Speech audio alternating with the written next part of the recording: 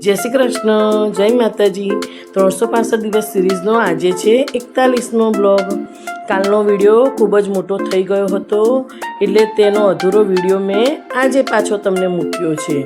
જે પંપ મંગાવ્યો હતો તે તો મૂકી દીધો તેલના ડબ્બામાં અને પછી તો મેં કર્યો આરામ, કારણ કે મારે તો પાછી આવતીકાલની અને સાંજની રસોઈની તૈયારી કરવાની હતી।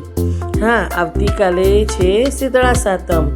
અમે ઉત્તર ગુજરાતવાળા બધા ફાગણ મહિનાની અંધારી સાતમને પણ શીતળા સાતમ તરીકે ઉજવીએ છીએ। એટલે અમારે તો વર્ષમાં 2 વાર શીતળા સાતમ આવે। કોણ કોણ ઉજવે છે તે જરા કોમેન્ટમાં કરજો કે આ શીતળા સાતમ કોણ કોણ ઉજવે છે। એટલે મેં તો થોડો આરામ કર્યો અને હું તો પછી મંડી પડી પાછી રસોઈની તૈયારીમાં। હું અને મધુર એકલા જ હતા એટલે કંઈ ખાસ બનાવવાનું હતું નહીં। ખાલી ભીંડાનું શાક, બટાકાનું શાક, મેથીના થેપલા અને બંટિયાની ગેસ જ બનાવી। બસ આટલું જ બનાવવાનું હતું, પણ એકલા હાથે બનાવવાનું એટલે થઈ જાય છે વાર।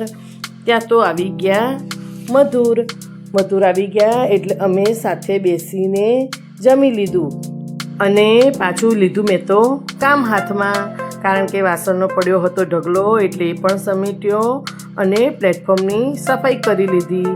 પ્લેટફોર્મની સફાઈ કરતાં કરતાં તો મારે થઈ ગયું મોડું એટલે મેં તો ચૂલો પણ ઠારી લીધો। મારો બ્લોગ ગમ્યો હોય તો લાઈક, શેર અને સબસ્ક્રાઈબ કરજો। આવજો મિત્રો।